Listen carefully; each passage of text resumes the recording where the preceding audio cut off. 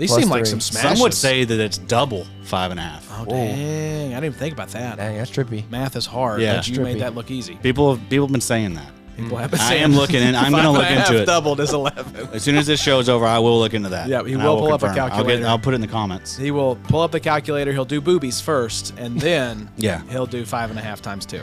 It's the IDP show, now you know. Welcome to the IDP show. I'm your host, Josh Raymer, joined in the Sode Shack tonight. On my right, Adam Markham. On my left, Bobby Reynolds. Gentlemen, how are we on this 2024 evening? Doing very well, Josh. Did you have to think about it? Sure. I was just trying to tell the folks at home what year it was. I was like, yeah, it is 2024, we isn't have it? not potted this year, so just welcoming in the new year, Bobo. Sure. I wore my Merry Christmas socks. There you Yes, go. sir. Still Gotta do Christmas it. season. Everyone have a Merry Christmas? It was a very merry. good Christmas. The Christmas decorations are still up in the Raymer household. Yeah, we still got the lights on outside. Yeah, it will stay up probably cold. through all of January. I think I don't know when they'll come down. I think there should be a company you can just pay to come and get your tree as is, and they'll bring it back next November. Yeah, be nice. that would be nice. Ornaments Just on keep it in a like warehouse Hey. with my name on it. Saran wrap it. Yeah, Big bring it 3 back to Christmas me. trees. Yeah, that would be nice. We could. That's a great this idea. Could be something. Because it's always like, oh God, we got to get the Christmas tree out. There's spiders everywhere because it's been in the garage and bugs. I do love the Christmas spirit, November, December, but then after Christmas, it's like, all right, get this out of my sight. I don't want the tree on anymore. It's we need the warmth. Turn We're ready it to go off. off. Yeah. Ready We're to go. depressed. We're sad. I saw someone tweet like, January is not the time to make resolutions. That's like an April or September thing. Yeah, right. January is just for like watching TV, eating ice cream out of the carton. Yeah, let's get through these next 3 months. Just crying yourself to then sleep. we'll think about, if we want to change anything.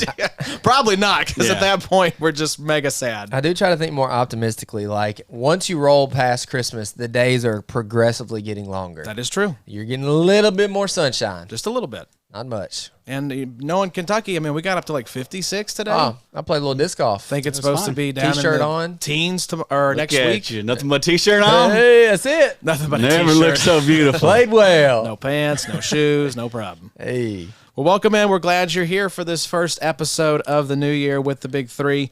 Hope you all had a wonderful Christmas and New Year's as well.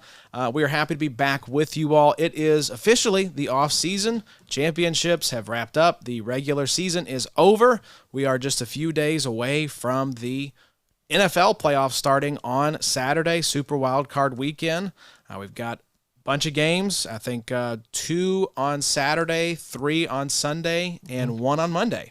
So full weekend of games. NFL just being greedy again. How Yeah, many got a days game on. can we spread got this? a game on Peacock as well. Oh, really? Yes, the Chiefs Dolphins game is exclusively on Peacock. Why? Yeah, money, Gosh, that's so aggravating. lots of money. I've got a Peacock account. Yeah? Peacock's a great streaming service. I mean, I will stand for the bird. Is it a paid for thing, though? It's like $5 a I month. got it. I okay. got it $6 with a my month. Golf Now subscription. There you go. I got you. Shout out, thank you. It will expire though, and I'll probably need one next year. Okay. So I don't know. I probably won't do it at that point. Yeah, another golf subscription. Adam famously does not watch TV, so he will not yeah. be using it for the original programming. Just the games. Just the games. That's it. That's it. We'll get used to it. They'll have it That's probably all they deserve. That's I prob- watch nothing else. I'm feeling nothing else up in here. nothing at all. Just Isn't it YouTube golf highlights. Close to this time of year, maybe it's after the playoffs, when they run the, you can go back and actually watch like game tape, and they'll run like a little free. It used to be NFL Game Rewind, Well, right? it's with NFL Plus now. That's Yes. it. Yeah,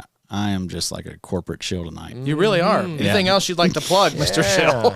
I'm getting annoyed. Goodness gracious. It's good Well, though, and the replays are available immediately. Heck yeah. Yeah, that app was a hot ass disaster the first year, and they Right. caught a ton of flack for it. So I think someone got fired, and they got that thing right for year 2. They did good. yeah. I was impressed. Because I think with a certain tier, you could get the red zone, right?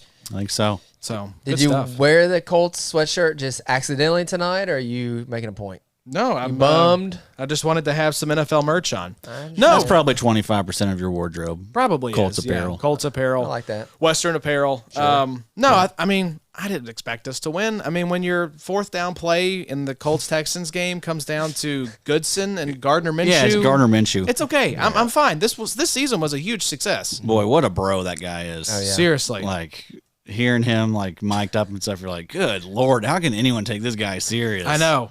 And then just, the poor kid that's like the third string running back, just like holding, tears in his eyes, having to explain at his locker what happened on that play. It's like, God, this is just like, this is just crushing. So, yeah, it's tough. But, it was a good season. We know Shane's a good coach. That team way overachieved. That should have been like a 4 or 5 win team once A-Rich went down. So get him back. I'd like us to re-sign Pittman. We've got JT under contract. So, oh, yeah, you guys are in good shape. Yeah, I'm excited. The AFC South's kind of frisky. Yeah. If you can get an offensive mind in there in Tennessee to mold Will Levis. And T-Law's the worst quarterback in the division. Huge bust all of a sudden. Oh, my gosh. Did you see the paralleled stats between him and Mac Jones?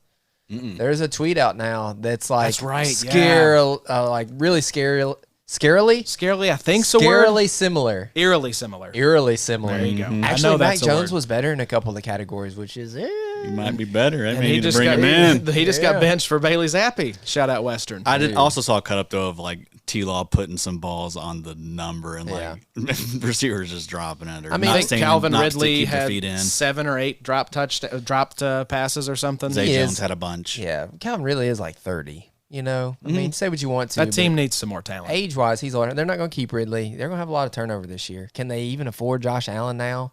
Trayvon Walker came on the end of the season. I think they'll franchise tag. That's nice. Awesome. Yeah, they did. That was a bit under the radar. Oh, yeah. Speaking of under the radar, sure. We're going to talk about some IDP Dynasty Risers tonight after the break. But first, we are going to talk through one of our favorite annual traditions. It is the NFL Playoff IDP Rankings, available for free over at theidpshow.com. So if you're playing in a playoff fantasy league, which we recommend, it's my favorite form of fantasy, we have a template in there if you want to do just the Google Sheet option. That's actually how we do our draft, is we will draft in the Google Sheet, and then Adam will go in and add the rosters manually. But we use Fantrax. As far as I know, it is the only site platform that does, playoff fantasy with full IDP. MFL may. Don't go sending us emails. I know the MFL crowd. When we started on Fantrax 2 years ago, MFL did not. So unless they've added it, which they may have. Explain it a little bit, Josh, because I played with some guys this week, and they were kind of not understanding the concept just a little bit. They had never played before. Fantasy? Yeah. So it's like a survivor pool. Yep. You have to pick players that are going to get you a lot of games, because if you're one and done with all of your guys, you're done. You don't get to redraft. We do a draft and done setup where you pick a team for the entire playoffs, and there's a lot of strategy that goes into it. Do you spread your guys out? I think the strategy that has been shown to be most successful is you stack the teams that you think are going to make the Super Bowl. Load up on 2 or 3 teams. Exactly. And then do you take the team that has the bye? Because you're like, well, those are the best teams, right? But what if they get upset? You lose that first round game, they get bounced, they get upset, suddenly you're sunk. So do you take a team playing in the wild card round, like a Buffalo Bills or something that you think could make a run? So I like it because there's a lot more strategy involved, because these teams could be gone. Because essentially with the Bills, you can get 4 games out of them if they make it to the Super Bowl. Yes. And regardless of how their players, perform, you're going to get 4 games out of Gabe Davis, Ed Oliver, Josh Allen. I mean, it's going to be it's going to be hard to beat. My thought process in a lot of it is, can I get 2 games out of this guy? Is this a one and done? Because if it is a George Pickens really even worth drafting? It's fun. You might sprinkle those guys in. Yeah. Like if TJ Watt's out, but he'd be a great example of like if Watt's sitting out there, I'll add him as like my IDP flex or something. Right. Just off chance he gets 4 sacks in this game, right? And maybe the Steelers win one, and then you get 2 games out of them, and you're like, all right, I feel a little better now. Yeah, you're like, do I want TJ Watt or do I want someone like Javon Hargrave? Right? Or Jadeveon Clowney. Right from Baltimore. All the guys that were in it with me basically came out saying that was one of the more fun, thought-provoking type drafts that I've done in a while. Playoff drafts are so much fun. It feels really weird drafting Javon Hargrave over an Aaron Donald, but there's worlds where you might do something like that. It's all about which teams can you get the most games out of. Absolutely. So, and if you think, hey, I think the Rams could make the Super Bowl, load up. Like a great strategy would be like Cowboys and Bills. Yeah. Like if you think those 2 teams could win the Super Bowl, and I think they very much could, stack those teams. Yeah. Because you could get 4 games out of them potentially. And sometimes you got to zag a little bit. Everyone's going to be on Baltimore and San Fran. Yep. So, you got to kind of take those little shots that if they do get you 3 games or whatever, you're going to have a good shot at winning it. Yeah, the year I won it, the year I finally beat you, I stacked your Rams when they made the Super Bowl. Let's go. So if you pick the Super Bowl team, there's a very good chance that you are going to win. And this is one of the most fun years to start because there's no clear favorite. There's no there's not. Patriots to where when everybody has all the McCourties, then you basically know, well, that was fun playing. Yeah, you stack Tom Brady and Gronk Yeah. and Edelman and all the defensive guys. But let's talk through, boys, some of the top options at each position. Like we said, theidpshow.com. Adam put the ranks together. They are available over there for free. We have both it broken down by team and then a top 75 as well.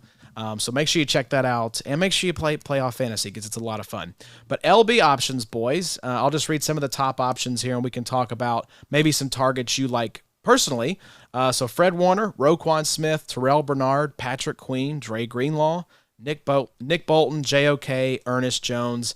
Addy, who do you like from that list or maybe from some of the other guys that I didn't read there? Yeah, I mean, I think Terrell Bernard's a really nice one that you could probably get at a nice value. If you are doing these playoff leagues, you're probably in it with some casuals, folks. Yeah. You know, like the one we do is with high school friends pretty much, and a few of those guys are not as plugged into the IDP side. So, I mean, you could easily get a guy like Terrell Bernard, you know, a little later than you're supposed to. Yep. So I like him quite a bit. I mean, Patrick Queen's a nice one too.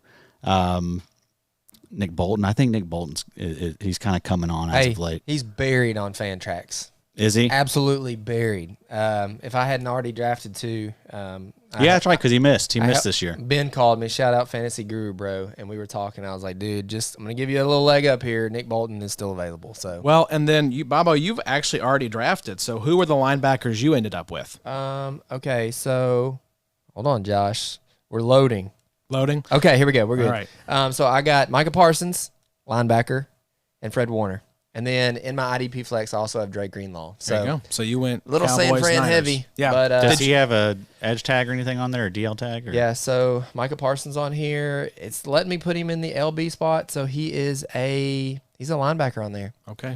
There you Bizarre. go. Good to know. Don't like that. Don't like that at all. So did you stack San Fran in your draft? Not really. I don't really have a ton of San Fran players on offense. I do have George Kittle. I'm probably a little too Ram heavy. I have Stafford and ended up, it just happened this way. I did get Puka and Cup. So if you get 2 games out of them, it's probably worth it. I think the Rams are a nice little low-key option because I think that team is sneaky good. Yeah, I feel like Detroit. Yes, that game Detroit's again, another one. Again, yeah, but I mean that game's a coin flip. You know, It is, yes. Either one of those teams, like I think they're both good. will probably be the best game of the weekend. Oh yeah, I think so too. it's the prime time game. What, Saturday night, Sunday night? Sunday night. Sunday night night football. There you go. Yeah. I was going to say, you could, depending on who you like out of Lions, Rams, I think that could be a fun team to stack because there's going to be options on both sides of the ball. I think Detroit is a fun option to make, win a game or 2 at least. And you've got Anzalone there. You've got on the edge rushing rotation, Hutchinson. You've got some fun DB options on offense. You've got Bruce Irvin. yeah, Bruce is with the Dolphins now. Yeah. Is he really? Yes, Yeah. he just signed with the Wow. Dolphins. They need all Also, the help they they get. signed All the help they can get. Frank Clark this week. Did they? No, I don't think it was Frank. I think it was somebody a little less sexy. Okay. Melvin Ingram. Melvin Ingram's been there. Okay. I think they Anyways, cut him, brought him back, and now, especially with Chubb AVG's gone, done too. isn't he? AVG's is he out? Out for the season. Foot Is he injury. really? Yeah, man. Dang, they have Crazy. been Yeah, they're decimated. ravaged. That's going to be Wild. a big part of that game. How much that defense is. Well, taking and a I hit. don't want any piece of that Chiefs-Dolphins game because I don't think you're going to get a lot of production in a negative 30-degree wind chill game. That's true. And also, in those kind of conditions, I have no idea who I would pick in that game. Like, I'm going to be in Vegas this weekend. I don't know what I'm going to be doing. I may take the Chiefs money line, but just I being feel at like- home, I feel like I'd bet with Mahomes. I feel like you just got to bet on his experience. just bet on the best quarterback. Yeah. If you're banking on Tua, I saw something where in like less than 10-degree weather, Tua's like 0-4, 58 passer rush. He plays in rating. Miami. Yeah, he's like really not good. Yeah. He's like Peyton Manning pretty much. All those dudes do. Yeah. I don't feel like any of those guys are like built for cold weather, like Tyreek. That's where like It's all change. speed. Yeah. It's Yeah. all speed. You're not built for that. I'm definitely taking the Chiefs in that game. Also, I like the idea of getting some of those Cleveland linebackers. Yes. Yeah. Got Houston. JOK, obviously. And then Houston, yeah, I mean, that's another game where, like, those are... It's pretty close. I mean, Blake Cashman's been really good this year. Christian Harris has been on fire We'll as of talk late. about him later, I think. Yeah, because the Browns are going to win a game. The Browns are going to beat the Steelers probably. Well, the Browns got the Texans, right? Yes. You're right. Yeah. I said that So wrong. I think that's a coin I think that's a flip. good one. That's a good one. But I do think I lean the Browns a little bit. That's who I'd probably bet. Flacco has a Super Bowl. You Yeah. know? I know It's he's true. a little bit older, but that dude's still been... It just worries me, like, is he going to turn into a pumpkin at some point? Yeah. You know? Is it in Houston? He does have those games where he'll just No, it'll be in Cleveland. Dude, so it's going to be cold as crap this weekend in Cleveland as well. And he has those games like where he'll throw like 3-4 picks. That's the thing. Yeah. If you're bombing it deep at, 39 years old, I mean, just never know. And is Elijah Moore okay? I mean, he had a pretty bad concussion last time we saw him. Is Cooper back? Cooper should be back I would think so. with the yeah. week of rest. What y'all's 2 thoughts? weeks of rest. We'll go ahead and talk a little Dynasty. Have y'all come around at all on Christian Harris? Yes, Yeah, we're gonna get there. I was he going to looked say, we'll decent that talk last about it game. after the break. Sorry, my apologies. Well, or was it? Did I Yeah. do it on purpose? I think the two that I like, Teaser. I think Ernest Jones and Alex Anzalone Yeah. are two that I really like. Is like just, if you want to, Ernest is a good one. Yeah. yeah, I mean, because it's like that Ernest is going to perform, especially if you get 2 games out of him. Ernest was the LB1, I think, of the fantasy That's the playoffs thing. for us. He's just finished so hot. He averaged like 25 points per game over the last 3 weeks of the season. So, yeah, red hot. As far as like coming into the fantasy playoffs, It was him and JOK, actually. exactly, yeah, the NFL playoffs for fantasy. I mean, these two guys are as hot as you could possibly be. I didn't realize too. Follow us on the YouTubes if you don't. But Adam had a little YouTube exclusive, the NFC recap, and I didn't realize that Ernest Jones had not only the most pass rush snaps of any linebacker, but also the most pressures. Yeah, he led in pressures. Wow. And he might have gotten beaten in the pass rush snaps, but that's just because he didn't play week 7 or week 18, right? No. So I mean, yeah, if you're looking like per game pass rush snaps, Ernest Jones led that, and he led in pressures. So I feel like we talked about this a little bit, and kind of what led us into the Ernest Jones pass rush stuff was Nate Tice talking about how in the Super Bowl, they were walking Ernest Jones up into the A and B gap and letting him rush the passer at times. And then they talked about when Bobby Wagner came on board, like, good gosh, the amount of sacks that these guys are going to have. And I think Wagner had a lot of sacks in LA last year, but I really didn't see this from a sack production coming from Ernest this year as the LB1 by himself. But hey, golly, Ernest, Love to see baby. it. Love to see it. Good times. Now let's move to defensive line. So some good D tackle options in this playoffs here. You've got Javon Hargrave, Ed Oliver, Chris Jones, Aaron Donald, Jalen Carter, Kobe Turner, if he's listed as a defensive tackle, Osei Odigizua, Michael Pierce, Christian Wilkins. I mean, when Christian Wilkins is bringing up the rear, I mean, that's a pretty nice kind of slate of defensive tackles. Let's mention the edge rushers as Zach well. Saylor, we didn't mention him. Yes. Edge rushers, Nick Bosa, Micah Parsons, Jadeveon Clowney, Myles Garrett, Aiden Hutchinson, Gregory Rousseau, George Karlaftis, Will Anderson, Kyle Van Noy, Hassan Reddick. So, gentlemen, who do y'all like out of the defensive line group? Well, before Adam talks, I want to explain a little bit. So what I'm reading through this is, it's weird because you're basically reading talent and who Adam likes. So Adam kind of likes the Cowboys. He kind of likes the 49ers a little bit. Ravens, yeah. He's got the Ravens kind of sprinkled in there, but you also is kind of a part where it's like, don't forget about the Rams. Also, Jalen Carter, Well, so and that's why we do the team rankings as well. Yep. So if you feel better about the Rams, there you go. They're the top options for that team. it just sounds funny hearing Christian Wilkins' name last at Yes, D tackle. Yes. Yeah. That's what makes this so much fun. With is Michael that- Pierce in front of him. Yeah, that's right. And then Odigizua, like this is what makes it fun is like obviously Christian Wilkins is a better option than a lot of those guys, but the Dolphins probably aren't going to win that game. Yeah. So he's going to be one and done. Yeah, I feel like if someone just clicked on the article and didn't read all the stuff, which is that's Possible. this day and age, that's Yes. how it goes. They scroll right down to the rankings. They just looked at the rankings. I'm sure that got sent around to a lot of places. A lot of look Reddit. Look at this dope. Sure. Look at this dope right here. Sure. got Michael Pierce ahead of Christian Wilkins.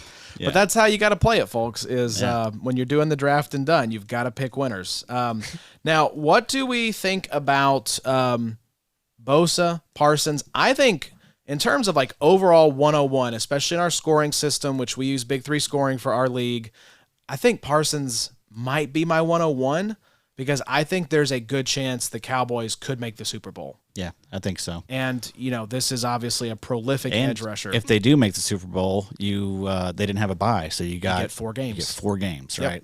That's rare. They're Wowzer. one of the few teams that could get 4 games. I really do think Cowboys, Bills, that stack makes a lot of sense. Bills are very hot right now. Yep.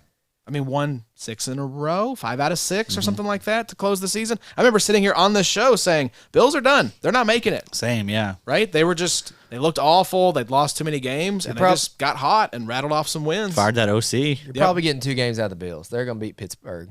I think so, too. Oh yeah, that feels like one of the easiest matchups of the weekend. I think that's really the way you can do it is unless you just really feel like Ravens, 49ers are going to make the Super Bowl, if you can, picking 2 teams that you like to make the Super Bowl from the wild card round and just stacking those 2 teams. Now, if you whiff and you miss, then you're out.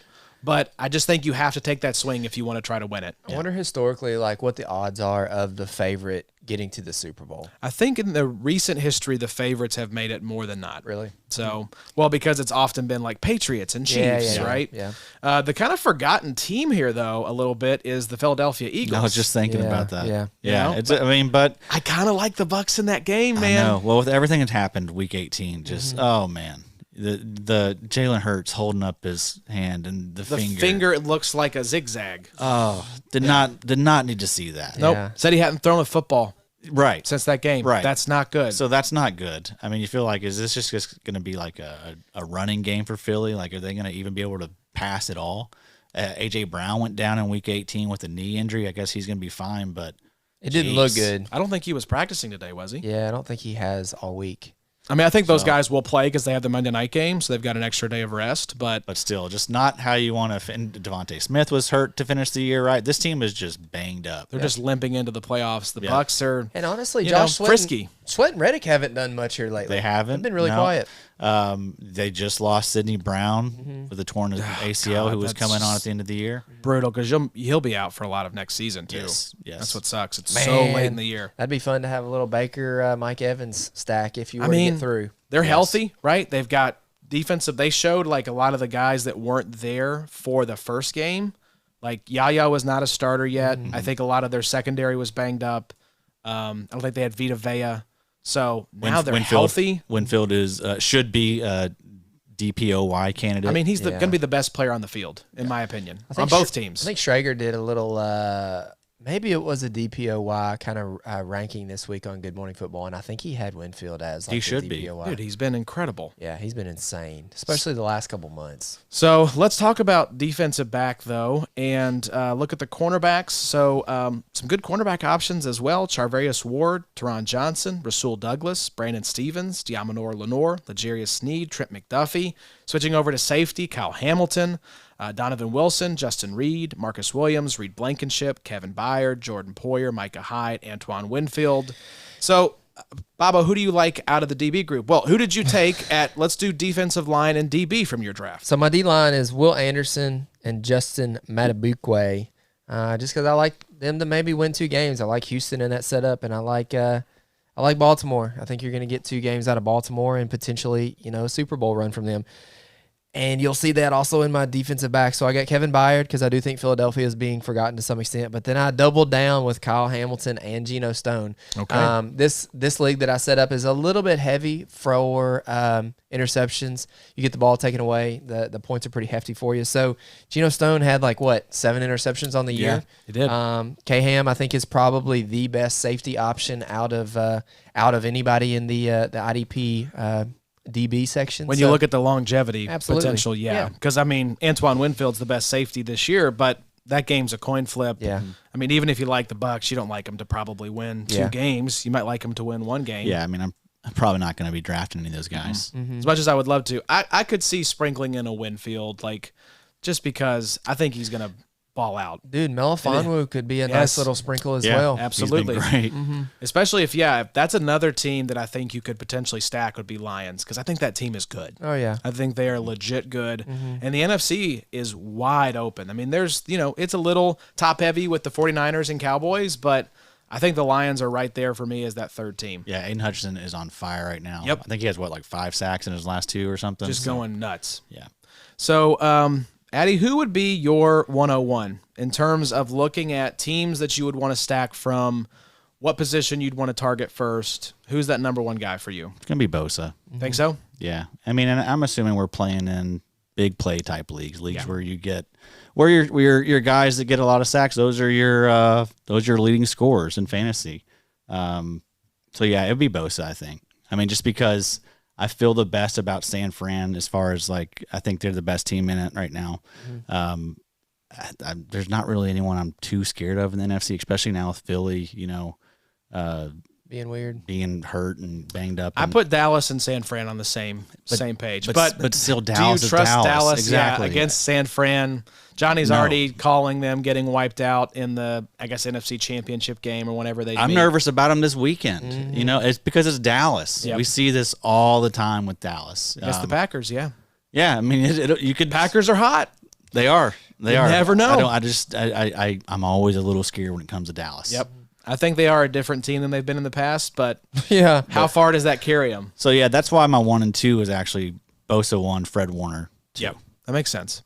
I think Roquan Smith, Patrick Queen would be great options. I think Bernard is probably the sneakiest option on the board because you could get a Bills team that makes it to the Super Bowl, and there's your LB1, for 4 games. Is it going to be easier to get past Dallas or San Fran, or easier to get past the Chiefs and Baltimore? Baltimore's so good. I mean, they were annihilating people. Yeah, they're the favorite. So I think they would be number 1. San Fran would be number Cook 2. Too. Yeah. See what he looks like. Yeah. But I mean, that's who I'd ride with. I think if I had to pick 2 teams, it'd be Baltimore and San Fran. That Michigan stuff, Scott Harbaugh stirred up. That's a big hot take over here. Yeah, the 2-1 seeds. Yeah, well, I mean, but they're the 2 best teams. You could do worse. The only risk there is if they get upset, then you only get the 1 game. Yeah. So that's what you have to keep in mind with the favorites is that you lose that first week, but they're the favorites. So I don't think that's a bad strategy at all. That would be something with the Harbaughs doing it.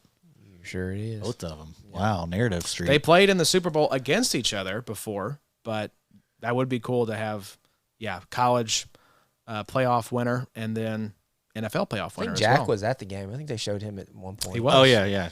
John and Jack were both at that game. Did he hugged his dad and his dad yelled, and then he hugged his mom and his mom did like the same exact yell. Really? It was kind of creepy, honestly. His mom scares me. Yeah, that the parents. That's what the Western Kentucky luxury box is named after. The Jack and Jackie Harbaugh suite. Yeah, they really like kickstarted Western. He got a ship into here. D1 and stuff, right? Yeah, we were National. Division 1 AA, and we got a national championship. 94, 95 time frame. Jack Harbaugh. Yeah.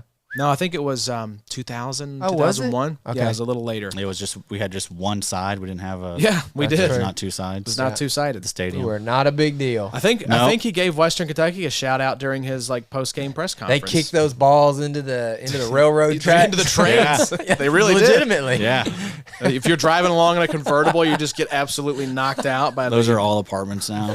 Yeah. Sad. We're a big deal. We are a big deal. Bowling Green. Hey, probably had one of the best bowl games of the bowl season. Yeah, the no Toastery doubt. Bowl. No I turned doubt. that thing off. I was doing chores, Yeah. running errands, come back. I'm like, this game's gotten pretty close. Yep.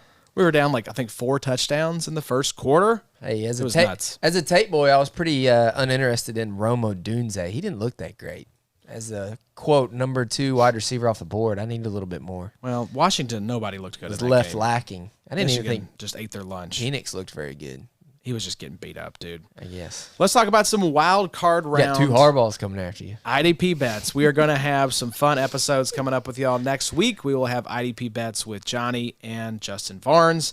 And then week after that, we'll have Scott Bogman on for conference championships. So if you've got legal gambling options where you are, or you can find a good offshore website to place your bets with, we will have some good options for you on the IDP side. Yeah, or if you a state line that is legal isn't Yeah, too there you far go. away, there you go. Just We used to creep down to Tennessee and play some bets. often. I always loved playing golf in Tennessee Yeah, because it's about I could 20 minutes down the road. play think some you can. bets in between holes and stuff. Yeah, it's nice. So, Legacy. Addy, you pulled your favorite bets for Wild Card Weekend. Talk us through what you like. What is bet number 1?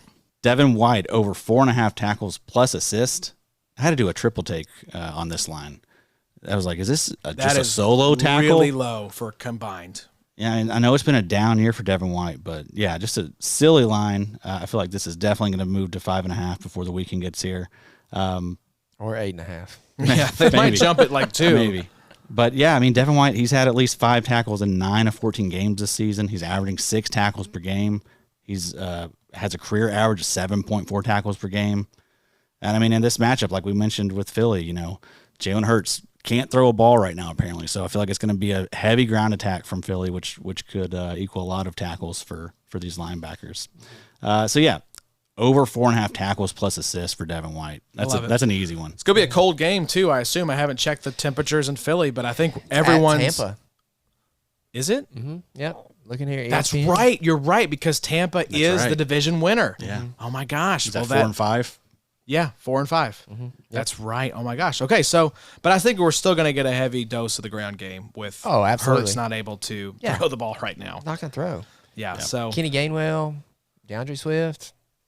Trey Sermon. Let it ride. Trey Sermon's on the He's Colts. not there anymore. My bad. Apologies. That's one of the lowest lines I've seen for a linebacker this year. I would be typically all it's over always that. like 6.5, 6.5, you know, but 4.5. And it's like it is minus 135 right now, but still a win's a win. Put this thing in a parlay. I mean, that's I'm doing it. That's what I'm gonna be doing a lot. I've got this thing in quite a few bets already. All right, I'm gonna be in Vegas, so I'll place that wager as well. I don't know if do they it now. do. Do it now, Yeah, I don't I know if would they say. do IDP props there, so I might have to do it before I leave.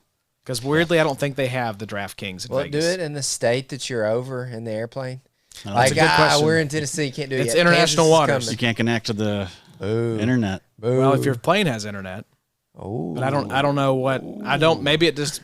Well, you still can't do it, Josh. That's trippy. It probably blocks it. It probably blocks it. Otherwise, trippy. people be betting their asses off. Who on owns airplanes. the air? Lord does. Next up, Addy, what you got? Aliens do. Yeah, they're real. They are real. Did y'all hear about the Miami Mall? That was insane. What a weird start to the year it's been. We had a guy swimming naked in Bass Pro Shop. The littlest wiener man. you've That ever was seen. the worst video I've seen in so long. That tase drop from the. Have you been to see how far of a drop that would He be? landed right on a rock. Dude, that would hurt so. He's just sprawled out bad. naked on the floor. That's just a great meme for starting out the new year. I was hoping think that's that how dude we all was feel. under the influence of something. Nope. Just under the influence of wanting to get naked in a Bass Pro Shop. Hey, apparently. boy, who amongst us? That's right. Who amongst us has not wanted to do that? Addy, what you got next for us? here, Fish baby? be like, bro, what you doing? Ain't nothing for us to nibble off. All right, bet number 2. Let's go. This is for Bob. Ernest Yes, Jones, sir. over 8.5 tackles. Come on. Ernest has had 9 tackles in 10 of 15 games this season, and he's averaging 9.7 tackles per game. Detroit ranks 12th in linebacker tackles allowed, giving up 16.7 per week. As we know, Ernest Jones, red hot right now. Yes, sir. This feels like there's going to be a lot of snaps on both sides. A lot of David High scoring Montgomery, affair. a lot of Jameer Gibbs. Good call, Josh. Like a lot of Ernest Jones in this game. Yes. Detroit, Love that. Detroit likes to run the ball. You know, regardless of what the game scheme is, you're going to get Gibbs for 15. They you're are going to get try to Montgomery for 15. ground the Rams Yeah. into dust with Yeah, I'd those say two. 20 to 30 carries. And then also they like to work the middle of the field with, Laporta, if he's able to go. If he's able to go. Amonra, obviously, they love to use him in the middle of the field. So, I mean, that should equal tackle production for. Yes. I'm excited for that game. I Oh, think yeah. that could be That's some going to be so fireworks. much fun, dude. Absolutely. Just the narrative alone is incredible. Yes. Who wants that more? Yes. If you're Stafford or Goff, who wants it more? Goff. You think Goff, so? I think, Absolutely. Yeah, because you got shipped out of town. They had to send a first for Detroit to take you. I mean, you were tossed out like the trash. And Stafford got his a Super ring. Bowl, Yeah. but he's back in his old city. What about Dan Campbell not resting starters week 18? Getting Laporta hurt. I don't know. I have mixed feelings on that. I would always rest my guys because you can't get hurt if you rest. And I just don't believe in the rust. Like, It wouldn't have changed the seed at all. yeah, especially now if you have like seeding implications, but if you have nothing to play for, Right, which they didn't. I don't think they did. No, Yeah, I don't like that either. That's kind of like what I've loved about McVay. Like, you ain't seeing any of these guys in the preseason. not in the Ain't preseason. no reason to. Yep. I don't know. I think these guys are professionals. They've played all year. It's not like coming Yeah. into the year. Like, I think there is something to be said for not playing football for whatever, 7 months and then being rusty to start the season if you don't play in the preseason. Now, Baltimore hasn't played for like 3 weeks now. With this bye week coming up, and I don't think they played week 18 or 17 because they've kind of had it locked. You think that's a Well, yeah, I mean, you never know. I mean, it's I guess we'll find out. Yeah. I think But with a they team, could certainly be rusty for sure. with a team like Baltimore that's just so well coached and like a veteran group, if it was like a young upstart, I'd be a kinda what they little do. more concerned. Yeah. You know, they're going to run the ball. They're going to play great defense. I mean, Put some WD-40 That's the on thing. that The roast. defense, I don't think love that. has to worry about the rust because those guys, I mean, they were smacking the Miami Dolphins in that game. I mean, they absolutely pants those guys. Love smacking Dolphins. Yeah. A lot of silliness on this episode, boys. I've missed so this. sorry. All right, Daddy. Next up here, bet number 3. Looks like we are going to Houston. Who you got for us? Number 3, Mr. Desmond King. Remember that guy? Yes, sir. He's always been a fun option. He's a legend. He really is. Over 5.5 tackles plus assist. With Tavier Thomas being injured and now on IR, it's been Desmond King manning the slot corner role in Houston. We know how profitable that role is. Yes, sir.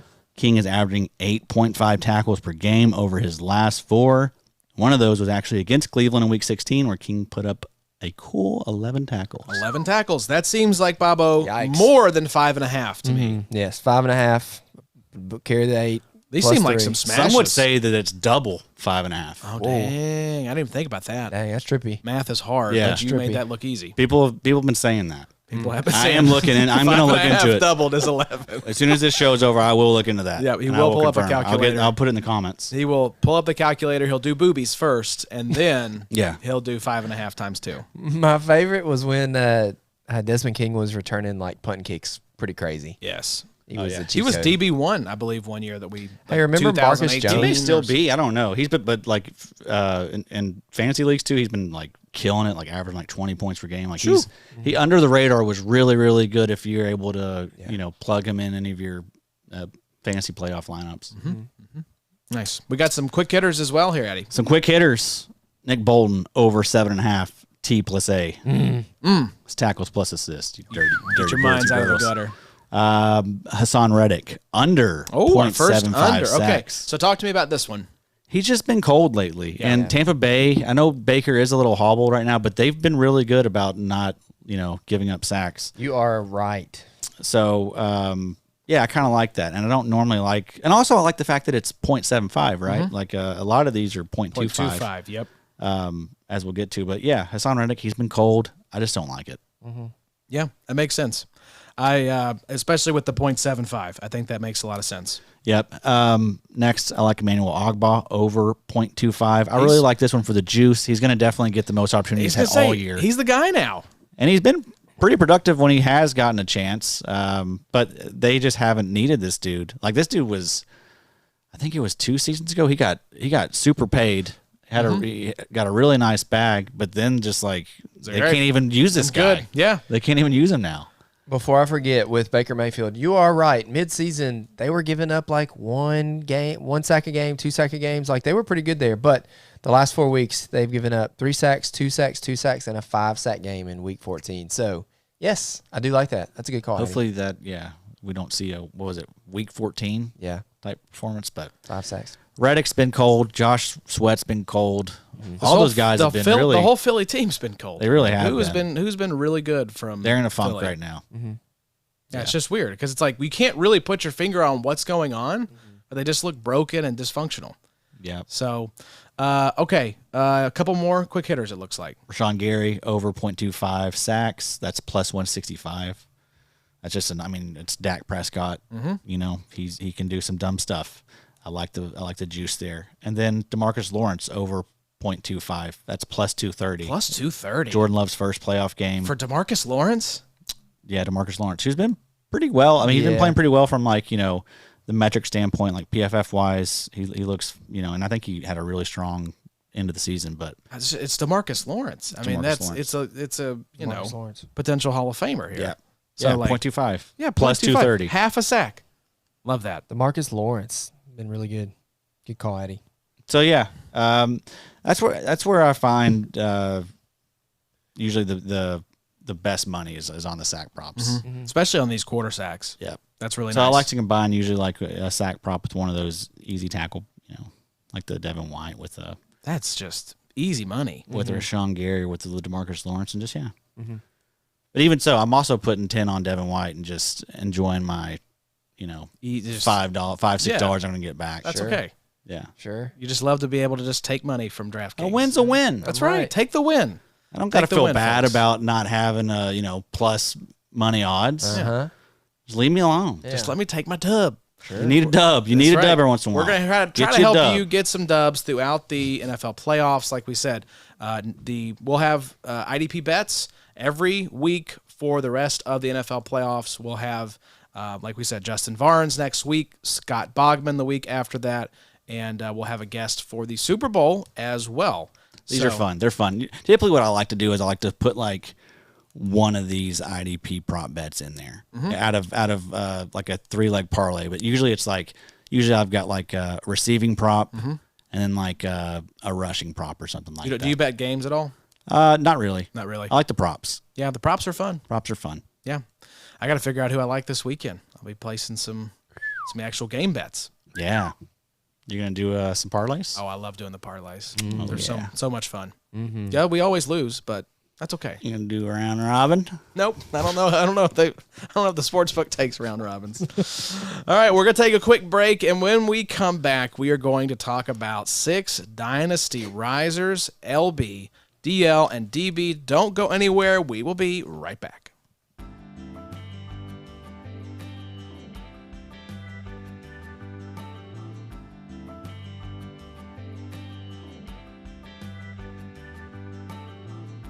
All right, we're back, and it is time to talk Dynasty. It is that time of the off season where your regular redraft fantasy leagues might be over, but Dynasty is just starting to heat up, so we want to give you all some Dynasty content here to wrap up this episode. Addie, you're in the ranks pretty much every day, making changes, looking at especially end-of-season stuff, I think is factoring pretty heavily into how the player movement has been for you so far this offseason. Bumping down all the olds, All the youngs, all the youngs rising. all the olds falling. But you've That's come right. around on the olds, though. Sure, yeah. I mean, we know that we just saw what Khalil Mack did. We see what Calais Campbell's still doing at age 37. Demario Davis still very relevant. Bobby Wagner, Vontae David. Do you want me to keep going? You could, yeah. I want to hear some more olds. Yeah, get Makes older. me feel good as a fellow old. Cam Hayward, he's a little down here, so that off the rails. But you guys get the point, right? I mean, these old guys can still be elite into their mid-30s, So, yes, it's a little different than offense only or offensive dynasty just because, those guys fall off a cliff once they turn like 27, 28. That's not the case. That's not the case in IDP. So Defense can still get it done into their 30s. but yeah, we live in those ranks. That's where I feel at home. That's where I feel most comfortable. Yeah. And I like it there. He's a freak in the sheets. Sure. The spreadsheets, that is. Sure. Now, we should mention, if you're watching on YouTube, you can see we have the new Jalen Phillips jersey has replaced Darius Leonard, because it wasn't even Shaq Leonard. It was a Darius Leonard jersey. Where is Jalen going to end up in your ranks now that he's coming off the Achilles injury? he's still up there. He's still very high. But yeah, I mean, he's not. I think had he not gotten hurt, he would have gone bonkers those final 2 months of the season. He probably would have been like top 5. Probably would have won you IDP Madness. Yeah, he would have. Yes. Him and Chandler Jones. Those are the 2 reasons why I didn't win. Chandler IDP Jones. Madness. Yeah. it was- Releasing Bill Belichick raps on Twitter now, apparently. He's in a bad spot. Yeah. So I wish him the best, but he certainly He needs help. ruined my dreams. He did. Crushed it. Yeah. Okay. He's so, edge 11 for me right Okay. now. I have him right behind Josh Allen. Okay. And in front of Rashawn Gary. So what about Bradley Chubb? I was having a conversation with our boys, Steve and Joe from Front Office Pros. We did a kind of a 2023 recap and then some under the radar 2024 IDPs that we like, and we brought up Bradley Chubb. And Steve mentioned him as his overachiever for 2023, but torn ACL now, late in the season. I think 27 years old. Yeah, he'll be 28 next year. Yeah, that's not a great spot to be for Bradley Chubb. It's unfortunate. Yeah, I mean, he was having the best year of his career, and this was a guy that had already dealt with a ton of injuries. He had I think it was ankle issues. I think he had another major surgery at one point. So yeah, tearing the ACL at age 28, that's not ideal. Isn't this his second torn ACL?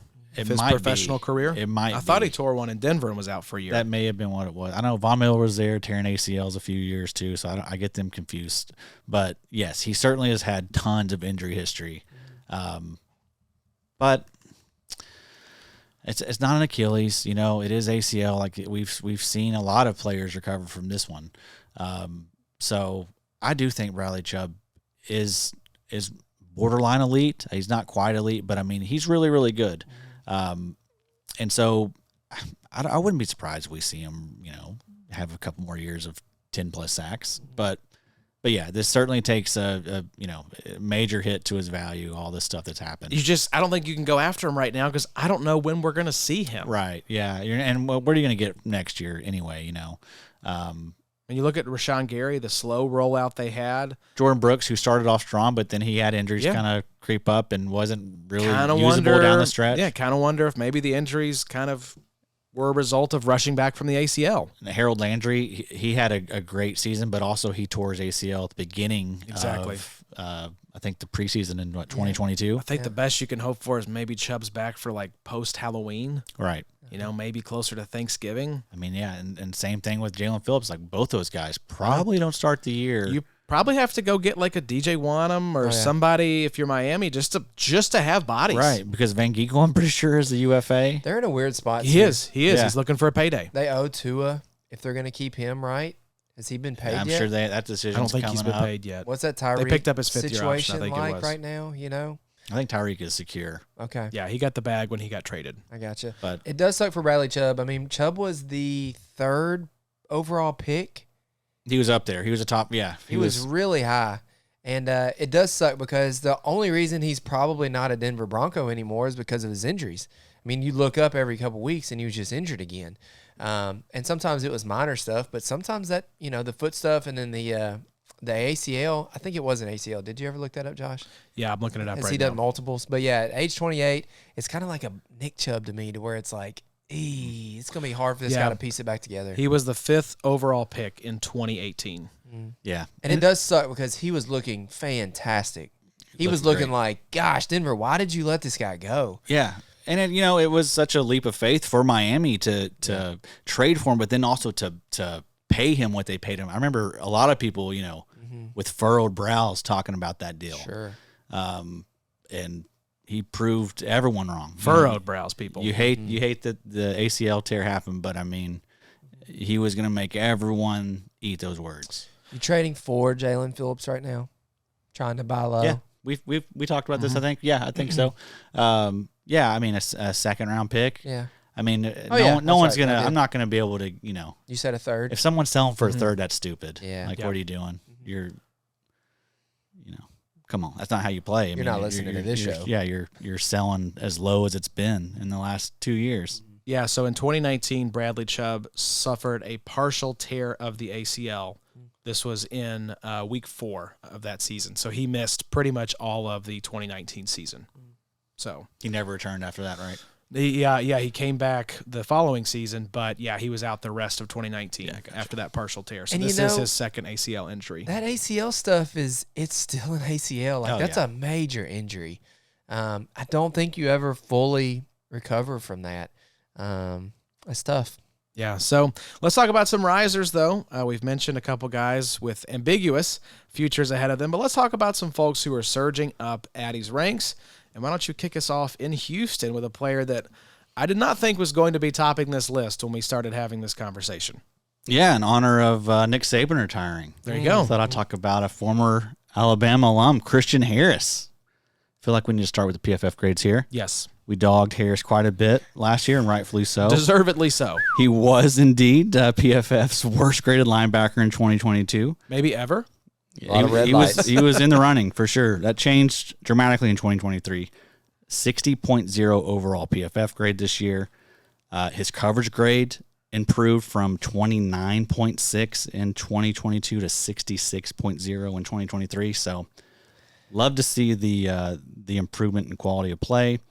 He finished the 2023 season with 101 tackles, 2 sacks, 7 PDs, and 7 TFL, playing just 71% of defensive snaps. On the season, he averaged 11.9 points per game and averaged 6.3 tackles per game.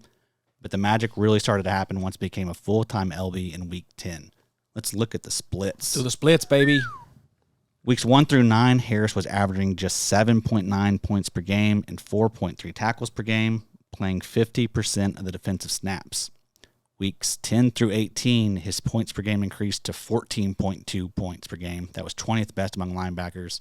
His tackles per game increased to 8, and he was playing 89% of the defensive snaps. Blake Cashman, Denzel Perriman, both UFAs this offseason. Christian Harris is going to be the only guy there. I was going to say, riser just Henry because T is going to be there, but Henry T had his chance and kind of blew stunk it up. But could he be next year's Christian Harris? Sure. Where he comes on late, another Alabama product, Bobo. Yeah. I will say, watching the Colts-Texans game, Christian Harris tore us up in Week 18. So I think he's finishing the year strong, and it might be flying under the radar a little bit how well he's been playing. Oh, it definitely did. It definitely did for me. I mean, because I'm watching the game, listening to Joe Buck talk about this transcendent young rookie linebacker who is really talented and the team really loves. I'm like, what is he talking about? And I go back to look a little bit at some of the logs, and I was like, good gosh, this guy's actually playing well. And he popped off the screen. It's interesting to me that you're seeing Christian Harris get some play here, where he wasn't a draftee of this regime. That's right. You know, D'Amico Ryans brought in Henry 2020. He brought in Cashman. Perryman was already. Oh, he brought Perryman in also. Cashman was there, yeah. Okay, Cashman was there. But so you're getting the who was before D'Amico Ryans? It was a one and done. It was Lovie Smith. There you go. You got the Lovie Smith product, and Christian Harris actually showing out for that Texans team. We're going to get to see him again in the playoffs this week, and see what he can do. We might see 2 weeks out of Christian Harris possibly, but no, weird things happen in the IDP world. Hey, it's a great buy right now because, like you said, who's going to be there? I don't think they're bringing Perryman back. They could re-sign Cashman. I could see that. They got bigger problems, And a lot of linebackers are going to be available in free agency. Yep. So we'll see if they prioritize bringing him back or we know going to the free agency well. We know that scheme utilizes 2 linebackers. So, I mean, you feel like it's a pretty good bet that Christian Harris is going to be one of those 2, right? Yeah, I agree. So, where is he right now in your ranks? let's pull it up. And like we said, folks, theidpshow.com, Adam's Dynasty rankings are available all year round for our paid supporters, just $5 a month or $50 for the year if you'd like to get in on those. Got him at LB32. We'll see. He might be rising up a little bit. I always like the context. Like, who is he sandwiched in between? Right now he is next to Alex Singleton and Matt Milano. Okay. Those guys are behind him, and ahead of him is Nakobe Dean, Robert Spillane, Drew Sanders. But, I mean, those guys are all kind of like Question marks. I could see you bumping him ahead of those guys you mentioned. But Christian Harris still is like, there is still a little bit of me that's hesitant. Yeah, he got benched like in the second half of the first game this season. That's kind of in that year-to-year Right. ranking of like, these guys were fun for this year. It but reminds you like a lot of like Patrick Queen. Like that's worked out good now, but you remember like the ride there was very rough. up and down, Yeah. and like people had a hard time valuing this guy. It's the same thing with Christian Harris. Like we've seen the awful PFF grades. Everyone's aware of that stuff. Yeah. So that's people are going to be hesitant, And you can use that to your advantage too, because you can also, I think people kind of sink into that belief that Christian Harris is just bad. Yeah, And so right. they can't shake that if he starts to play better. In their mind, he's just always going to be bad. You can take advantage of that. And your year-end stats are not going to look great for Christian Harris. So where he pulls up on RSO and he's the LB 84, but people aren't looking at, Look from at the splits. week 10 on, he's been at the pretty splits. impressive. Yep. And Has he's there 23. He's 23 years old. Has there been a bigger jump of a total defensive grade from someone from 28.3 to 30? What is that? A 30, almost 32-point jump in 1 year. It's impressive. It is impressive. It's impressive. It was also impressively low in 2022. Right. I mean, it could go up in 2024. But he got it to a respectable level. Oh, sure. That's what I'm saying. Like, got it that's out of the red. That's a jump. Got it out of the orange. Yep. Let's talk about the next riser, though, Addy. Hey, before you do that, y'all selling Pat Queen? He's probably about to get a Somewhere else. LB1 role Yeah. somewhere without a Roquan Smith next to him, so that could help his production. Yeah. Is he like a Bobby Okereke? Yes, absolutely. I think so. A second Also- banana who could get an LB1 role. Not a great player, but good. Yep. Good enough. Yeah, Good enough produce. Could go somewhere like Las Vegas or one of these Pittsburgh, one of these LB needy teams. But Not a lot of good linebackers out there. It's hard. It's a hard position to play. Yep. So I mean, if you're, average, that's good. Sure. You could That's probably actually stick good. around and get a job. Yeah. I don't think I'm buying a lot of linebackers right now, No, just no, no. because there's so much uncertainty. Yeah, I that's think this is a very good time to fraught sell. period. That's a good point too. We were talking about these dynasty risers. Yeah, a lot of people are like, "Ooh, go buy these guys." No, not really. We just had a whole season of scrubs. Yeah. We picked up off the waiver wire that were winning us leagues. Both, I mean, both of these are just holds. If you have these guys, just hold them. yeah. If someone wants to come pay a Yes. second for one, yeah, get rid of them. Cash out, I absolutely. mean, even like a third feels a little light for Christian Harris, but I mean, if they bring in a highly drafted guy and bring in a vet, that's going to look like, you did pretty well. right. You're going to Go be turn happy that you did into it. an edge rusher in your rookie Those drafts. linebacker rooms change a lot from. Exactly. what I'm you're doing fine next. just cashing those guys out as much as I can and then just playing the waiver wire. Yeah. Get my EJ Speeds, my Cleaky Hudsons that we're about to talk about. Especially in Houston, because it seems like with D'Amico Ryans, he's still kind of testing to Everyone see got what's run. going on. Denzel got run. Yeah. Yep. To'o got run. Cashman got run. Christian Harris got run. I mean, I think Littleton got a little bit of run Yeah. one game. I mean, it was just a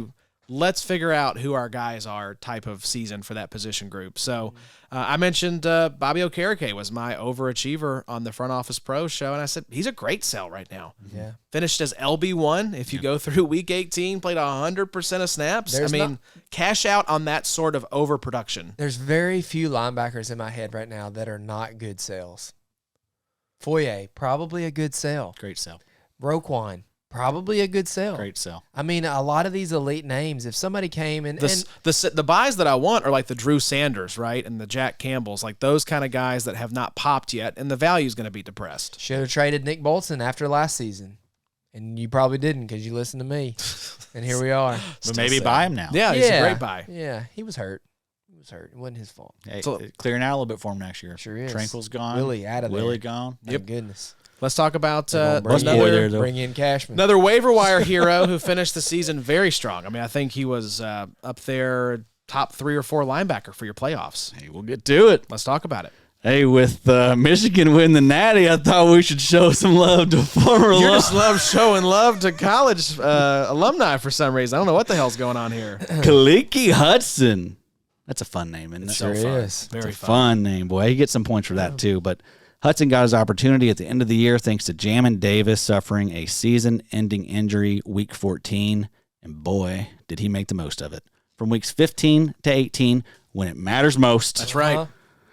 Kaliki Hudson was LB3 overall. There Wow. you go. Top 3 or 4. That's what I thought. Averaging 18.5 points per game. Over these final 4 games, he racked up 52 tackles, Jeez. 4 TFLs, and 2 PDs. But 52 tackles. That is 13. 13 per game. Look at y'all. Wow. Insane. I was doing the math in my head. I didn't even see it in your notes. Yeah, that is a 18.3% tackle rate over that 4-game stretch. To put that tackle rate in perspective, Zaire Franklin finished 2023 with a 17.4% tackle rate. Alex Singleton was 16.1.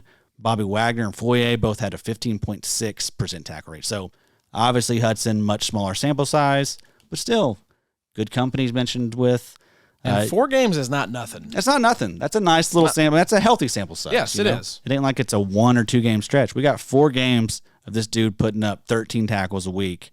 Winning people championships, probably. Winning, yeah, exactly, yes. And then PFF grade's also not terrible. 73.6 overall PFF grade and a 70.2 coverage grade weeks 15 through 18 when he was a full-time starter. Wow. So finishes the year with a 64.6 and a 61.8 coverage. But again, I'm interested in that 4-game sample size where he was a starter and he blew away every expectation there was for this guy. He's a UFA in 2024. Also linebacker mates, Cody Barton, David Mayo, and Jabril Cox. Those guys are also UFA. So maybe Washington wants to bring this guy back. I could see them bringing him back. I really could. I could too, but Cheap deal. But it sounds like they are going to be having a whole new. Whole new GM and- brain trust, head coach. So this was a guy that not going to be a part of anything new they bring in. So I mean, maybe there's a chance he leaves. And I'm sure teams took notice. I'm sure people are aware of what this guy did and going to try and get a nice little sneaky deal on this guy. I was going to say, I think a smart GM is going to sneak in here and get a good player. He'll be a Eagle next year. Probably. Oh, he's absolutely going to be an Eagle. Kaliki Hudson, Bobo. Not a name I thought we'd be talking about either, but Here we are. that's how these things go. Yeah, I mean, you're right. Kaliki Hudson was really profitable for those people down the stretch. Like Adam says, when it mattered most, Kaliki Hudson probably won you a ring. Is he a good sell? I mean, yeah, if somebody comes and offers you something dumb. Are you so you weren't trading who did we just talk about? Christian Harris. Christian Harris, you're not trading him for a third, Adam. Would you trade Kaliki for a third? Man, it's just one of those deals. Like, I'd rather just hold him. I think just because if he does produce and he does get his role, we know how he produces, right? Yeah. He seems like he's going to be one of these super tackle type guys, and that's just so valuable in any type of scoring format. Even big three scoring, we get knocked on, I think, for our scoring because we don't boost up these tackles. But it doesn't matter. Linebackers do everything. They get sacks, they get interceptions, PDs, and they get the most tackles. Yep. So they're going to score well in pretty much any format. But I don't know, man. I think I would hold him too. Christian Harris, I think I have a little harder time letting go of just because his situation seems a little more secure, a little more And that coach, man. a little more clarity, Yeah. right? I mean, he's going to be in Houston. Who knows where Kaliki Hudson is going to be? Yeah. I mean, I feel like process-wise, it's probably smart to cash out on Hudson. He's a guy that did not have value until week 15 of this season. And he's going to be in And an now all of a uphill sudden- battle against being the is- next team, the next coach's favorite. Is he It took what, like 2 injuries for him to get his opportunity, right? Yeah. is he Jack Sanborn? Could be. Could be. Now, Jack Sanborn stayed in Chicago. There's a chance that Kaliki stays in Washington, but I don't know. I just think the late season pop guys are always great sells because It's always tough. guess what? You just get you a young rookie stud edge rusher or something in the 3rd round and then go pick up the hot guy in week 13 next season. Yeah. But sometimes that 3rd round is kind of yucky.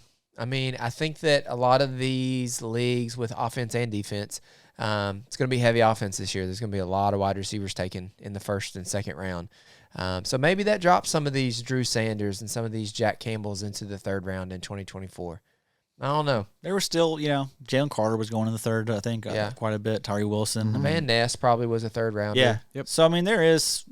I think you can find some talent there. Yeah. And yeah, I mean, all those guys we mentioned, I have them higher in Dynasty than I do Kaliki Hudson. Yeah. So I'd much rather have a Or- Tyree Wilson I or think Lucas Van Ness yeah. than a And you Kaliki don't have to Hudson. use it. You can use it to get something else. you know? yeah, I think process-wise, it's a good idea to just cash out when you can. Again, because like we mentioned a ton of times on the show, there's just not a hot market for all these guys, right? There's not going to be every single one of your league mates is not going to have the same opinion on a guy that you like or whatever. There's Yeah. going to maybe 3 or 4 guys are interested in you know what I mean? So If you have guys come sniffing after your linebackers, you need to be on the side of I'm going to get rid of this guy. Yep. Yeah. I'm going to do my best to make. I'm not going to give him away, but yes, if just meet me something somewhat fair, he's gone. Yep. Because there is a methodology to just streaming linebackers.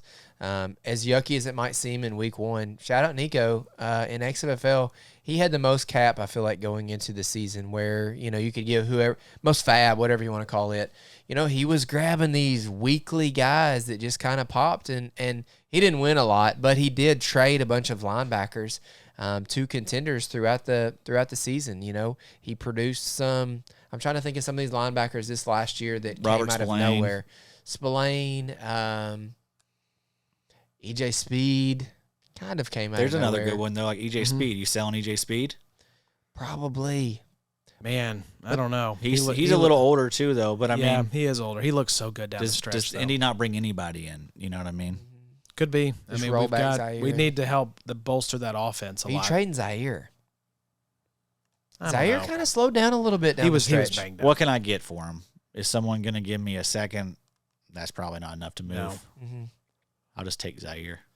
I said I would You cash would take out. a second for Zaire? That's tough. It depends on where I'm at. It depends on where my team at. If I'm rebuilding, yeah, probably so. I'm not going to get better than a second. Probably not. So I probably would just cash out there. But if I'm a contender and I'm someone that's locked in for the next 2 years, I think I'll just keep Zaire in those 180 tackles. Well, that's what I said with Yeah. Okereke is I would sell him for a second. I think that's a fair price. But again, it's always context specific, right? Yes. If you are in a window where it's like my defense is loaded, I think I can run it back. I mean, why sell for picks, you know? Zaire, one of 3 linebackers in 2023 with over 100 solo tackles. The other 2, Foye and Alex Singleton. Oh, Kingleton. Remains Kings stay Kings. It's 4 years in a row, over 100 for Kingleton. Wow. Enough. Let's move to defensive line, though, Addy. And just these names are so funny because it is not these guys. Hey, I'm loving Kaliki this. Hudson, I promise you, was probably not rostered in any Madness League or Oh, any no. best ball draft. No. I bet you don't even show up on the ADP. And this next guy, I don't think would show up on the ADP either. Let's go to Las Vegas, Addy. Who are we talking about? Malcolm Kuntz finished the year with 40 tackles and 8 sacks, playing just 44% of the defensive snaps. But Kuntz didn't really come on until the second half of the season. In fact, Kuntz didn't record his first sack until week 9. There you go. So a blistering second half for Malcolm, and that's apparent when we look at the splits. Weeks 1 through 8, he played 35% of defensive snaps, and he averaged 3.4 points per game. Weeks 9 through 18, that jumped up to 53% of defensive snaps, and he averaged 15.5 points per game. That was 14th best among all DL. PFF metrics also very good. Among all edge rushers and interior defensive linemen, Kuntz ranked 21st in pass rush grade, 25th in pressure rate, and he had the 34th highest pass rush win rate. It's difficult to say right there. Very difficult to say. It will, though. 81.3 overall PFF grade this year for Kuntz.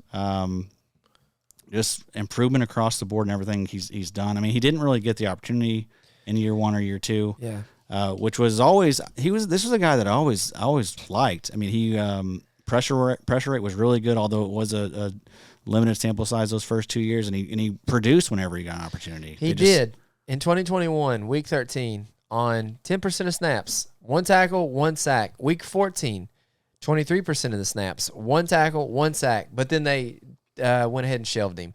And then 2022, just a handful of snaps here and there.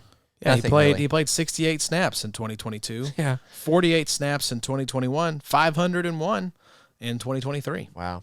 So he got his opportunity, not as much as we'd like to see for how good as he was. Man, I'm also just realizing that I messed up on the opener of this. Oh, no. What happened? I was going to say, in honor of Khalil Mack having a great year, let's talk about former Buffalo alum Malcolm Kuntz. Oh, God. We love college. Yeah, we do watch a lot of college football. Damn it. You blew it. You're out. Damn it. Go out in the yard and think about what you did. Damn it. All Could have right. been great. Could have been great. Greatness was in your grasp and you choked. I know. Well, like we mentioned plenty, though, with Tyree Wilson. You love that Kuntz gets to watch and learn from Max Crosby on a daily basis. He's gotten to do so over the last 3 years. Also like that Kuntz will be entering the final year of his rookie contract. Boy, Contract year glow up. we got to do an episode about contract year glow up. Yeah. I think it's a real thing. It's a very real thing. He smells a lot like this next guy. The same situation. You would have put this situation 2022. And also I feel good about Kuntz like having a similar role alongside Tyree Wilson and Max Crosby. I feel like that is the only position on the Raiders that they have That's figured any out good. right now. That That's is any good. Yes. And has any upside. On both sides of the ball. Yeah. Really. It also goes to show that DL is a developmental type of position. This is not something, if you're starting to lose heart on George Karlaftis, on Trayvon Walker, on Lucas Van Ness, on Aiden Hutchinson, you're not losing heart on him. But a lot of these young guys that had, high draft capital behind them, if people are starting to kind of get weary of them, some of them might not work out, but some of these you got to give them 3 and 4 years to really kind of get their feet underneath of them to, cut the teeth a little bit. Yep. They are Tough long-term position. investments, dude. Yep. They take a while. Be patient. Speaking of long-term investment, I feel like we've been talking about this guy for a while, but came into the national spotlight. I think you've actually got some tweets to share, Addy. Who is the next guy here on our list? I will say, I was worried about this guy on the day that they showed up for training camp. Did you ever see the picture of him walking inside from his car, shirt off, like I think pretty crazy chain? I think he was carrying a baseball bat with like nails in No, it. you're thinking of Michael Clemens. Gosh, is that not him? Okay, No, different guy. my Michael bad. Clemens also just had a moment, a viral moment where he was pointing fans out. That was Oh, him? yeah. Michael Clemens. Okay, That that was was hilarious. Michael Clemens. I Yeah, didn't he's realize. awesome. Michael Clemens is an awesome dude. Yeah, This next guy, Bryce Huff, in honor of. I'm just kidding. Good God. I don't know where he went to school. Did What random connection are you about to he make? go to Cincinnati? I'm gonna look it up. Don't you do it. In honor of Ivan Pace Jr. Travis Kelce and Taylor Swift. There you go. So Bryce Huff finished the year with 29 tackles, Memphis. and 10 sacks. Okay, I don't know. John Morant.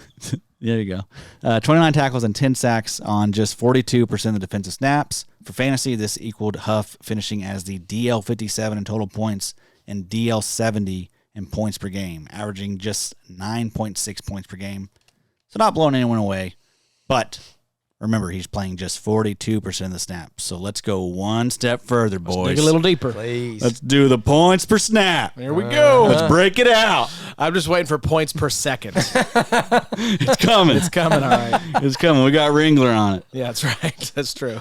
But let's look at points per snap. We don't do this a lot, guys, so this is special right here. Bryce Huff is 13th among all defensive linemen, averaging .34 points per snap. Wow.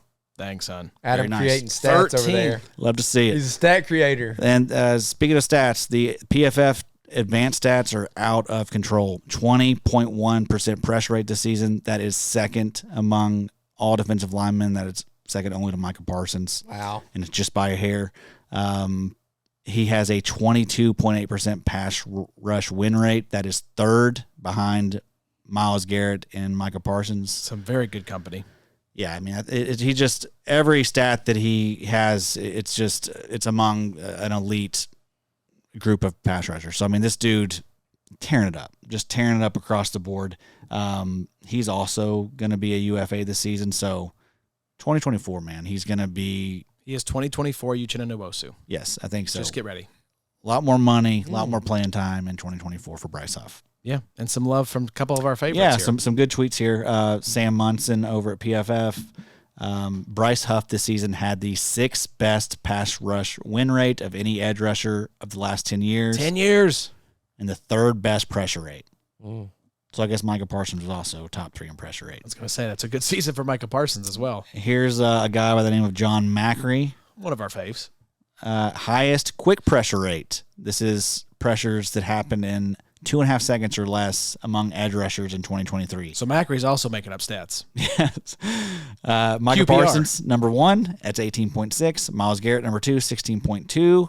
Bryce Huff, number 3, 14.6. Look at number 4. Number 4, Dante Fowler. Dante Fowler. We mentioned this. 2024 Jadeveon Clowney. And then Zarius Smith, number 5. there we go. He let us down, though, on, Old Z on the Smith. stat department this year. But, yeah, I mean, Bryce Huff, I mean, you look at the metrics and the guy looks about as elite as it gets. It makes you wonder, like, why are they not playing this guy more than 42% of the snaps? He is a little undersized, but, gosh, when you watch him, the dude is explosive as hell.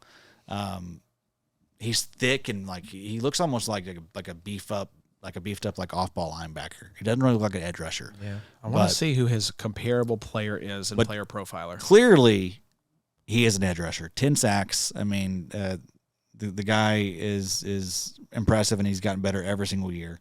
And the all the advanced metric stuff, like, that's not a new thing. Like, he's been pressure rates. This has always been the story with Bryce Always Huff. been the That's story. why we with like Bryce this Huff. guy. He's one of these efficient kings that we just want to see him get his next opportunity. Yeah, not the most sterling comp in Player Profiler's database, which just looks at measurables. But Clellan Ferrell was the most comparable player. But 6'2", 254, so he is like a souped up linebacker. But you know, I've got it. look at the underlying metrics. I mean, just absolutely eye popping. So Picked him up off of waivers in tons of dynasty leagues this year. What's his size? 6'2", 254. I was gonna say Hassan Reddick. Reddick's a little smaller, 6'1", 240. Yeah, so Yeah. he's like a beefed up Hassan Reddick. Yeah. And what did I like Reddick that. start as? An off-ball linebacker before they moved him to edge rusher. You're welcome. All right, so Good pull. Bryce Huff. Where is let's go back and revisit where these guys are. So where's Coons Daddy? Where is Huff Daddy? What are we looking at here? Where have these Yeah. guys landed for you? I like that, Huff Daddy. Huff Daddy. That is cool. That's fun. Okay, so Kuntz is edge 49. Okay. And again, he's just been a rocket ship. Was he even? He was probably in your. He ranks. was in the ranks, but he was, it was one of those situations where I liked the guy, but like He's not playing. Yeah. and you bring in Tyree Wilson, Yeah. it's like it's just, Everything was against it's him. not going to work out, I guess, for this guy. But yeah, so it How is much now. does that coincide with kind of the interim head coach? I mean, Pierce Probably came a in lot. about the same time, Hmm. right? Probably a Because lot. McDaniels was let go like around mid-season, I Yeah. think. Real similar time frame. I think Pierce gets that job. Yeah, I That's think my so, prediction. too. Yeah. So I got him around. He's around guys like Sam Williams and AJ Epinesa. Okay, So that's good company for a guy that wasn't even on the radar. Yeah. I like Um, Sam Williams to have a nice breakout in year 3, and I also like AJ Epinesa as a Yeah. UFA. He looked good played every good. time I He watched him. he could get a sneaky deal. He had good pressure rate. All I that stuff. kind of is good. sold him off too. I thought maybe the ship had sailed on Epinesa. They're just in a situation similar to Bryce Huff, where it's just that's a big rotation. Yeah. They don't play guys a lot. So then Bryce Huff, where did Bryce Huff end up for you? He's a little higher. So that was 49 for Kuntz Daddy. Yes, 49, and then Mr. Bryce Huff is edge 33, baby. There you go. Right next to, and this is a nice player to have next to. I think it reminds me a lot of the guy Carl Granderson, Byron Young's right there, Miles Murphy, Bradley Chubb. That's probably the highest anyone has Bryce Huff. If you looked across I would Dynasty think so. rankings. I Absolutely. would think so. People are gonna say who? Yeah, Bryce Yeah. Huff who? Yeah. I've got Nick Herbig as edge 39. I'd say Tim that's, And big. that's probably That's not cutting edge. common. That's what we do, man. That's what we got to do over here. We can't. Get ahead of the curve. Sure. They're the best. They're the best in the game. Best in the game. You heard it here first, folks. They are. You're in them every day. I mean, They the are. best of the IDP show. They are. I mean, that is 100%. you are the #1 Dynasty ranker at the IDPshow.com. Yeah. Best ball ranks are coming soon. That's right. I'm excited for that. Those are by far maybe the best thing in IDP. Maybe. Streets are talking. We're going to find out if 5.5 times 2 is 11. And if these are the best things in IDP. Close enough. We will report back. Let's talk DBs, though, and a rocket ship for your defensive back room. More like was- blanket ship. That's what I was going to set Addy up on, Bobo, and you stepped all over it. Can't help it. Addy, who is your first riser for the defensive back group? Mr. Reed Blankenship out of Middle Tennessee State. There you go. Shout out MTSU. Conference USA. Enemy. Blankenship finished the year with 108 tackles. Enemy. I want to be someday just called enemy by someone. They got bad hearts down there. Yeah, they do. They do. They really do. They do. It's that Awful barbecue. people. I don't like it. He finished the year with 108 tackles, 1 fumble recovery, 3 INTs in 15 games. He averaged 7.2 tackles per game. That was 6th best among defensive backs. And he does this despite less than ideal usage. Blankenship played 73% of his snaps at free safety this year. So I love finding guys like this that, despite this playing deep and whatever, they still find a way to get the ball. Right. They got a nose for the ball, know how to tackle. Also, I've mentioned this before, look at Reed Blankenship's college stats. Dude was an elite tackler, and early on, too. Like, as soon as he got there, played like all 4 years and produced very well all 4 years. So that stuff matters to me. When a guy shows you kind of who he is, I mean, Believe him. believe him.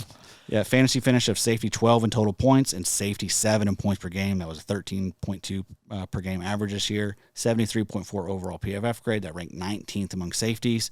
78.0 coverage grade. That was 15th. Yeah. Like I mentioned, Sidney Brown no longer really a threat. Maybe they bring someone in, but I think they're fine there. I think they're sad. I mean, they went out and bought Byard, they're paying him a lot of money. So, I mean, I think they're fine there at safety. They got other issues to worry about. Bobo, look up week 18. I swear I think Blankenship had an interception in that game. But, yeah, this was a guy that we were trying to suss out who it was going to be amongst the Philadelphia safeties. Especially after CD Deuce left. Yeah, at the beginning of the season, and He did have an INT. did he? I thought so. I mean, dude's just a playmaker. But yeah, what do you think? What do you think the outlook for 2024 is? I feel like him and Byard are pretty secure there. Yeah, I I feel good. I feel good about it. I don't think if you're the Philadelphia Brass, and that's a very sharp Howie Roseman is a very sharp GM. They examine that roster top to bottom. They're going to be looking at those metrics. They're going to definitely look at those numbies. I think they're not. I don't think they're going to look at the safety group and say, "Yeah, we need to go upgrade this position." They're going to look at the guys in front of them. Yeah, they're going to look at linebacker. Yep. Probably bringing in some defensive line reinforcements.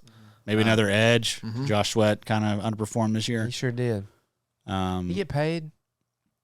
I think he's still there. He's on a Yeah, he did get An paid extension. 2 years ago, I think. it was a nice little deal. It was like I think 3 years, 45, something like that. He's celebrating a little bit. He's taking a lap. That's right. We don't like when they take laps. That's right. When they get paid, they change. It's Their right. money changes who they are. Emmanuel Agba, we're looking at you, boy. You better perform now in the playoffs. What was that terrible deal? Washington Reds. Ooh, You almost said the R Got word. almost canceled. did. Got But But it canceled. was them back then. It was Albert Haynesworth. There you go. Wasn't it like 100 100 million? million. Oh Yeah. my God. Was that before or after he stomped on someone's face? It was after, I think, Yeah. right? Because that was He was in Tennessee when Tennessee, he did I that? think, first, right? Yeah. And that was a big scandal. Big scandal back in the day. 100 million. Before social media, really. Yeah, 100 million. That seemed like just an Gosh. unthinkable amount of money. It's still a lot of money for a defensive player. I mean, you don't Yeah. see how many $100 million contracts do you Dude. see for defensive guys? Think, a lot more though than Shaq Leonard back got then. basically $100 million. think about how much. Your edge rushers now. Yeah, like Joey Bosa got a ton, didn't he? I Nick, think has Nick Bosa gotten paid? Who else got? Yes, Nick Bosa got paid. Has Crosby gotten paid? Yes, years ago, he got 100 mil. 2 years ago. I think about Gruden. Von Miller. Khalil Mack. Von Miller got 125, I think. Khalil Mack, didn't he get like 150 or something? Think about how much money the Raiders are paying Gruden and now McDaniels. Yeah. Gruden was a 10-year, Yep. $100 million deal. I don't know what McDaniels was.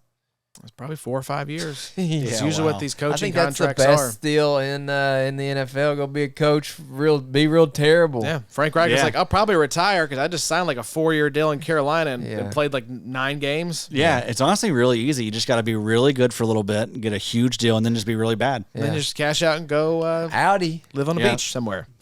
Easy life. Easy like life. Kenny Perry, every day, or buy Kenny Perry. Yeah, I was going to But say. I might play a little bit better, of course. Yeah. I love you, Kenny. Yeah. But If I've got That's like true. a coach's That's true. contract, like Good 40, call. 50 million in the bank, because those are fully guaranteed deals. They get every penny of that. I might be a bit legacy. Where you living? Might You be get, a bit you get legacy. $50 million tomorrow. Where are you living? Where I've you definitely moving got to? a house in Italy. I've Okay. probably got one down in 30A somewhere. Sure. And that'd probably be about it. I don't Okay. need a lot of You're houses. lying. What about you? A lot of land. Sure. A lot of land. Don't want a lot, like no neighbors. Yeah. Somewhere Don't in the ever country. want to see anybody ever again. Somewhere in the country. I need about, Humble. 100 acres. yeah, that'd be Yeah, nice. 1,000. That'd be nice. Okay. I need you a farm. 1,000. I need a farm. Okay. You're gonna become a farmer? I with love No, it. I just no. I love no. this life. Shut up, No, Josh. Lord Let no. him talk. Lord no. We're gonna get some golf holes. some golf. I want a farm that's a golf course. I think that's just called I a mean, golf course. I can't do that anywhere else. I gotta be out in the Yeah, country. you for it. can't have your private golf Yeah, course. this functioning farm, kill all these cows, knocked on all these barns. There weren't cows there to begin with That's when right. Adam bought it. Just need the land, Josh. Just need the- Josh, need this the is a land. rough reality you're Need making just us live in. The land and the privacy. That's all you need. I want a farm. Maybe some like a river or something. Okay. A creek or something. A creek, not a river. Adam wants to buy the Grand Canyon. Will you pay me to farm it? Sure. take care of it yeah, for you. yeah. We'll Our let you get on greens keep the. it. We'll get you on the bush hog. Absolutely. Heck yeah. Bobby's My out there. God. Every We'll have the day. thickest rough you've ever seen. Oh Sure, man. Sure. I don't know how we transition from this to Jordan Battle, but that's what we're gonna do. I need to wrap things up here. The last DB of the Risers. Who do you got? You guys want to read it? You guys want to take it over? I kind of like you All reading. right, I I'm usually loving read this. so All much right. of this. Okay. All right. I want to see the Alabama reference. In honor of Nick Saban retiring. In honor of Bill Belichick going to coach Alabama. Where's he going? I don't know, man. Something's up. I saw where Dallas was saying that if what's his face doesn't perform well, Oh gosh, I don't know. That he's seems had like a great season.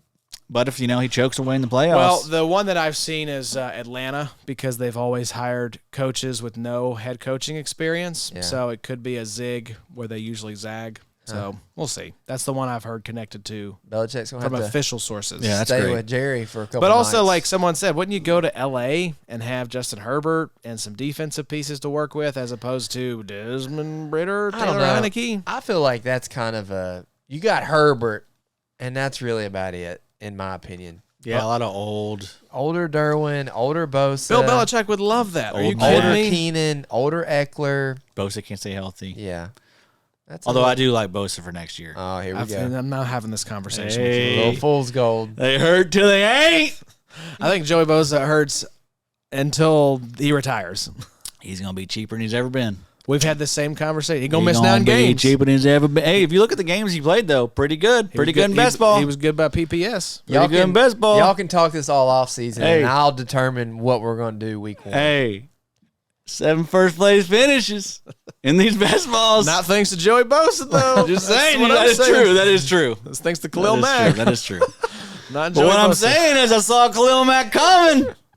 All right, Jordan Battle. I'm going to cut a lot of this episode. 3rd round rookie out of Alabama. Finishes the year with 69 tackles. That's nice. Speaking of coming. 2 sacks, 4 TFLs, 5 PDs. But a lot of this guy's production occurred in the second half of the season, just like a lot of the guys on this list. Weeks 1 through 9, 16% of the snaps and averaged 2.3 points per game. Weeks 10 through 18, he played 85% of the defensive snaps and he averaged 12.2 points per game and averaged 7 tackles per game. 7 tackles per game would put him on a season pace of 119, boys. The usage was also pretty solid. Out of his 524 total snaps, he played 200 snaps in the box, 44 snaps in the slot, and 17 on the defensive line. So basically like right down the middle as far Yeah, as 50-50 it seems like. pretty much. So grades are also good for Jordan Battle, like really good. 82.5 overall PFF grade. That was 10th best among safeties. Wow. So just really impressive first year for Jordan Battle. It feels a lot like, this is the new Von Bell and Jesse Bates. That's what I was just getting ready to say. So yeah, I like Battle and Hill both. But yeah, I mean, I think you got to feel really good about Jordan Battle and what you see out of a guy that was drafted in the 3rd round. Yep. I was going to say, DB risers, him and Dax Hill both. Both of them. I think are big-time risers. Yep. And should be top 24, Yeah. top 30 options for you next season. Yep. I mean, I feel good about both these guys. Don't get crazy, of course. Don't do anything dumb. Yeah, don't go. Don't go paying up for them. You know, if they slip around to. I'm thinking about this year, like there was a lot of, and I know it didn't really work out at the end of the season, but like there was a lot of like Javon Holland that you could get late, like around safety 30 or something. I'm sure that there's going to be some Jordan Battle that slips through and stuff. Oh yeah. So because again, look at how he started the season.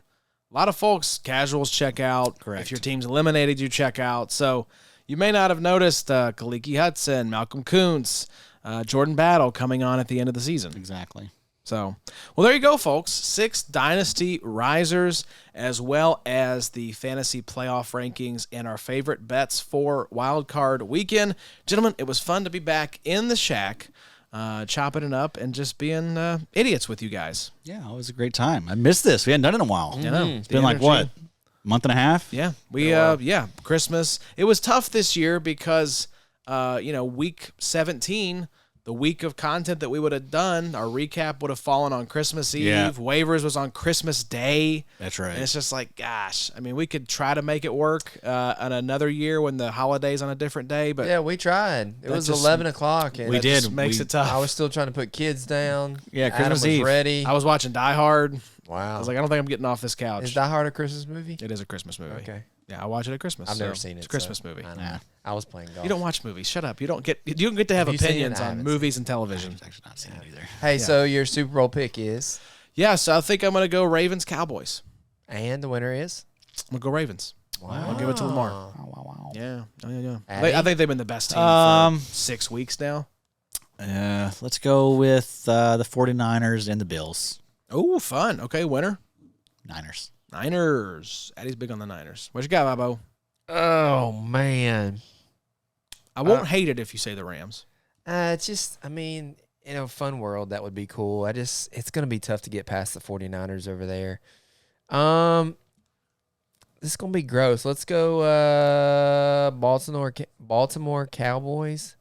Let's give it to the Cowboys. Oh, wow. Johnny's going to fall out of his chair. Let's give it to the Cowboys. Same matchup. Is that what you had too? Yeah, that's what I had too. Ravens, Cowboys. That's the two best teams, I feel like, right now. Purdy turned into a pumpkin in the postseason last year too, didn't he? No, he got hurt. Okay. UCL That's right. sprain. That's He's right. back. He's angry. He's ready to prove people like you wrong for doubting him. He's back and he's angry. And I will be clipping this and sending it to him. I don't know if I will Brock be. Purdy's ever been angry. Hashtag Purdy. But hopefully y'all aren't angry after listening to this episode. We will be back, like we said, next week. I dare you to be. Yeah, just don't get him riled up, folks. He's in his bag right now, his bag of evil. We'll be back next week with an ADP review, gentlemen. I don't know if I've talked to y'all about this, but we're going to be reviewing the ADP. We're going to be looking at We are not doing that. best values and biggest disappointments from our ADP. You are one of my biggest disappointments. Well, I've heard that before from both of my parents. So thank you, Bobo, for that childhood trauma being revisited. You're welcome. But we'll be doing, IDP bets for the divisional round. We'll be doing ADP review. We'll be doing the reality check series starting here soon, looking back at top performers from 2023 to see, is this a flash in the pan? Is this what we can expect going forward? So the wheel's going to keep on turning, boys. And got a lot of big announcements. Just keep your eye on the Twitter account. The week of January 22nd, we're going to be doing some big announcements every single day that week, and you do not want to miss it. So I'll just leave it at that. Big tings. Big tings as always. Per folks. use. Per use. This is a fun time of year. Yeah. Got to lock in with us in the off season. That's when really the magic happens. Yeah. I mean, that's when we figure out who these values are, who we're targeting, all this stuff. I look back at some of the tweets I put out last off season. Boy, Bangers. I'm a hell of a follow. Yes. I'm tooting my own horn tonight, but I had some good calls. You're in a corporate shill, and you're a horn did. tutor. But why? Because we're locked in and we're drafting. There's no one else in IDP. All these little IDP content creators, they're all clocked out right now. Yeah. All of them. They all shut down at week 17. They ain't drafting. We ain't done that for 4 years. Since we started this thing, we've not done that. The only group of people that have done that in IDP. And it ain't ever going to stop. Nope. But there's a reason why we are what we are. It's because we work and we don't stop. And we love it. We're grind boys. We're grind boys. Speaking of which, best ball drafts will be firing up here soon. We're getting all the leagues from 2023 paid out. So if you're in those leagues and you haven't gotten your payout yet, be patient because we are working through those. I think we have 74 leagues to go through. Yeah, it's been a big learning Big experience. learning experience. Yes. So just be patient with us. We are going to have those paid out hopefully by the end of this week, start of next week. There will be no voting next year. Yes. It's going to all be commissioner controlled. You're going to have to trust me. I mean, I'm sorry, but yeah, this has been a headache. Adam's taking that money. He's going. gone. He's going to. It's been a like big I said, headache. You go. But we'll get it done because we love you all. Yeah. And we'll be firing drafts up here soon, probably like right after the Super Bowl, like mid to late February. Get some drafts going. I think you had ones going February end of last year. January Yeah. last year. So just stay tuned. TheIDPshow.com. Make sure you're following the show on Twitter. This and is the fun part of the off season too, to where like we can kind of chase rabbits if we want to. I mean, we love in season, but sometimes the in season's hard where it's like Khalil Mack had 4 sacks and was really good. It's just, we can be a little bit robotic at times. Yep. Off season lets you kind of stretch out a little bit. A little bit loose. Sure. Not as many people listening. perhaps a little too loose. Right. You know what I mean? Get borderline canceled, maybe. So I'm trying to get us out of here before we get canceled. So thank you all for listening, and thank you for locking in with us. Stay tuned. Like we said, big things coming up. But until next time, y'all take care. Got tired of the shade. Just booked a flight downtown LA. With my head in the sand, eyes to the sky. Keep my chin up, gotta get mine. Too old for the handouts, doing just fine.